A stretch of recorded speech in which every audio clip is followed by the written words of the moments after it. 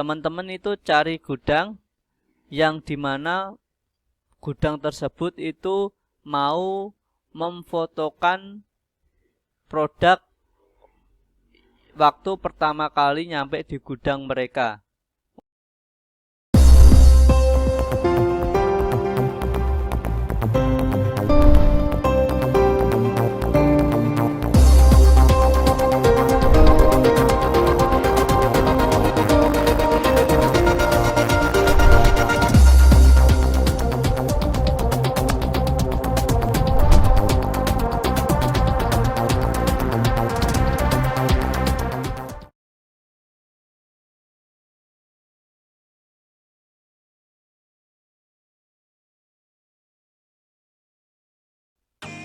Assalamualaikum warahmatullahi wabarakatuh. Jumpa lagi dengan saya Andi Saputra. Di video kali ini saya akan membahas tentang cara menjalin kesepakatan dengan supplier. Di video sebelumnya kita sudah membahas tentang cara riset produk dan supplier ya.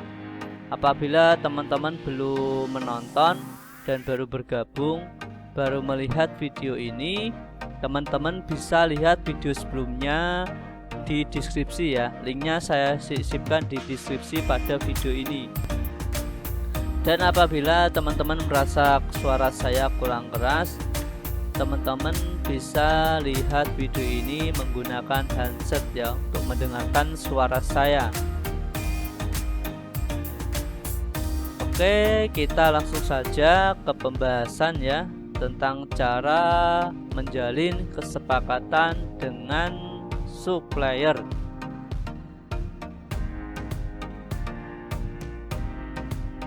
Untuk menjalin kesepakatan dengan supplier ini ada 4 tahapan ya, yang akan saya sharing ke teman-teman. Apa saja? 1. Teman-teman meminta izin untuk jadi dropshipper. Yang kedua, teman-teman menanyakan kesepakatan harga jual. Yang ketiga, menanyakan perihal garansi produk. Dan yang keempat, menanyakan proses retur produk. Oke, kita bahas ya sekarang. Pertama, meminta izin. Misalkan gampangnya gini, kita tulis saja, saya lampirkan notepad, katakanlah DS dan SP supplier.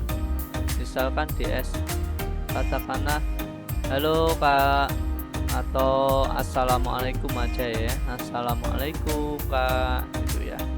Assalamualaikum Kak, saya Andi mau dropship barang di toko Anda, apakah boleh ya? Saya Andi mau izin dropship barang di toko Anda, barang-barang ya, atau barang juga boleh ya. Nah, apabila si supplier ini membolehkan ya, biasanya kebanyakan supplier itu membolehkan ya, karena mereka juga butuh barangnya dijualkan, butuh orderan ya. Pasti kebanyakan 98% supplier yang ada di marketplace itu membolehkan, welcome semua. Misalkan, oh iya silahkan kalau mau dropship ini, katakanlah supplier, oh iya silahkan kalau mau dropship boleh gitu ya, boleh kok, katakanlah seperti ini.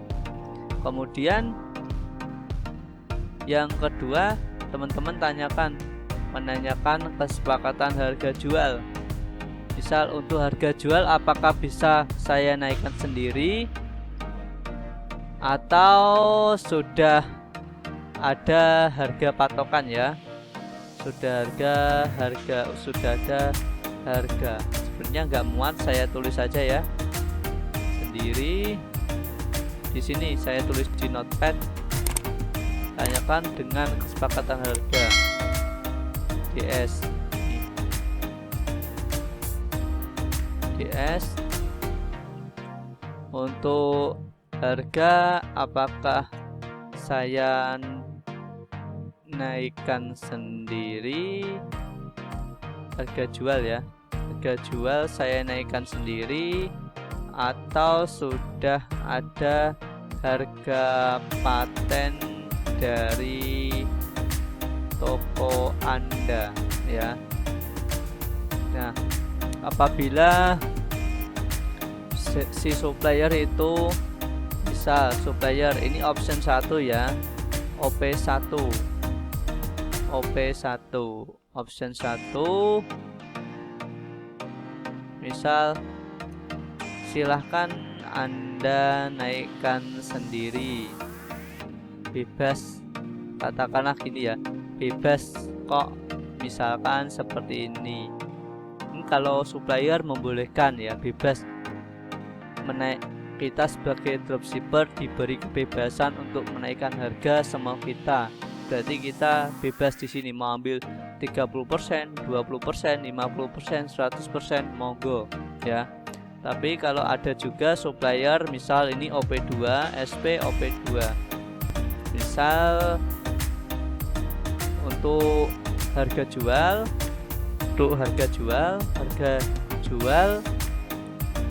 sudah ditentukan dari toko kami. Misal ya, ini misal harga per produk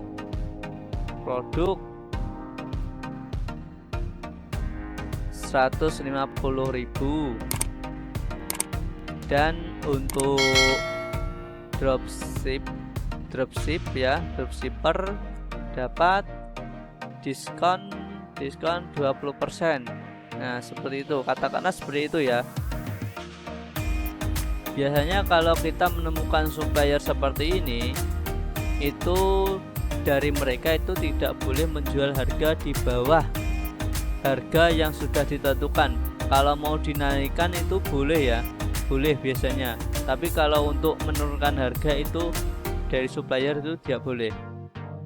Jadi kalau menemukan supplier seperti ini, teman-teman ya jual sesuai dengan harga yang sudah ditentukan oleh mereka ya. Oke, kita lanjut. Misalkan lagi kita sudah sampai ya ke 3.3, menanyakan perihal garansi produk ya. Teman-teman harus tanyakan juga, jika barang yang diterima buyer saya nanti tidak sesuai, cacat, rusak, produk tidak berfungsi dengan baik, apakah bisa mengajukan retur atau pengembalian barang atau dana? Nah, teman-teman harus tanyakan juga ini penting loh ya. Karena kan gini, kita kan nggak tahu, sama-sama nggak tahu ya, supplier ini barangnya itu benar-benar bagus atau barang yang katakanlah tidak bagus ya, katakanlah, atau tidak berfungsi, rusak dan lain sebagainya. Kita kan nggak pernah tahu. Jadi kita tanyakan dulu mengenai garansi seperti ini. Kalau kita ambil dari marketplace itu lebih aman ya. Amannya itu kita bisa mengajukan ke pengembalian barang melalui menu fitur ya, menu fitur pengembalian. Kalau di Shopee itu ada, Tokopedia juga ada. Kalau di Bukalapak sistemnya seperti apa saya kurang tahu untuk pengembaliannya ya, karena saya belum pernah ambil barang dari Bukalapak ya. Seringnya itu di Shopee. Kalau di Shopee nggak ada, saya ambil ke Tokopedia. Kalau saya ambil barang di Shopee itu ketika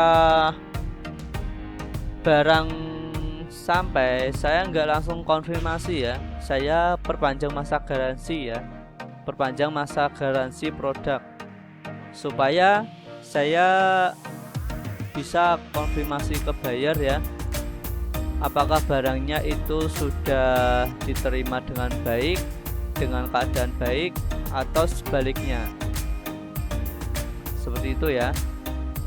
Kemudian yang keempat, menanyakan proses retur ya, menanyakan proses retur.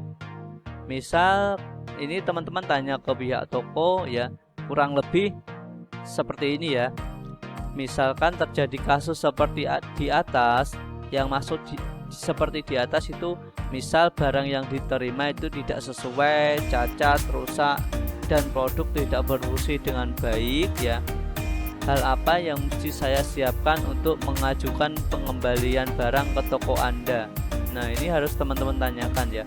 Misalkan, oh harus pakai video, oh harus pakai packing, harus menyertakan foto yang waktu pertama kali produk sampai di buyer Anda. Nah, teman-teman harus tanyakan ini supaya teman-teman gak kelimpungan gitu. Jadi kalau misal barang sudah teman-teman pengiriman, nanti teman-teman bisa konfirmasi ke buyernya, Kak, nanti tolong kalau barang sampai di alamat di tempat kakak, tolong di videoin ya, seperti itu. Jadi teman-teman nanti lebih aman lagi dalam dropship, karena kita kan harus gimana ya, harus sama-sama menjaga supplier kita dan menjaga buyer kita supaya sama-sama enak gitu. Buyer kita puas dengan pelayanan kita, sedangkan supplier kita itu memberi keamanan kepada kita sebagai dropship. Dan apabila teman-teman itu menggunakan jasa gudang online atau gudang transit ya, sekarang kan musim gudang transit ya, nanti kita bahas di video-video selanjutnya. Teman-teman itu cari gudang yang dimana gudang tersebut itu mau memfotokan produk waktu pertama kali nyampe di gudang mereka untuk dikirim ke tempat kita. Jadi ketika barang sampai di gudang mereka memfotokan produk yang ada kertas label pengirimannya itu loh, yang ada label pengirimannya, yang ada resinya, alamat, itu difotoin dan dikirim ke kita. Itu lebih mantap lagi. Teman-teman cari saja gudang-gudang yang seperti itu.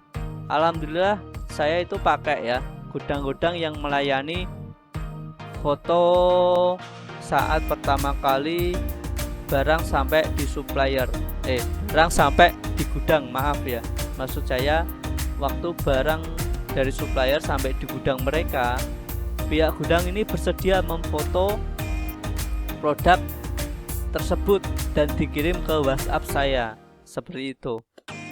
Oke, sampai di sini pembahasan kita ya.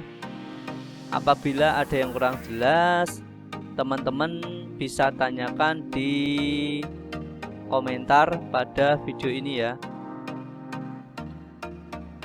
Sekian dulu dari saya. Untuk video selanjutnya teman-teman bisa melihat di bagian akhir video ini ya. Assalamualaikum warahmatullahi wabarakatuh. Sampai jumpa di video selanjutnya. Jangan lupa klik like dan subscribe ya. Dadah.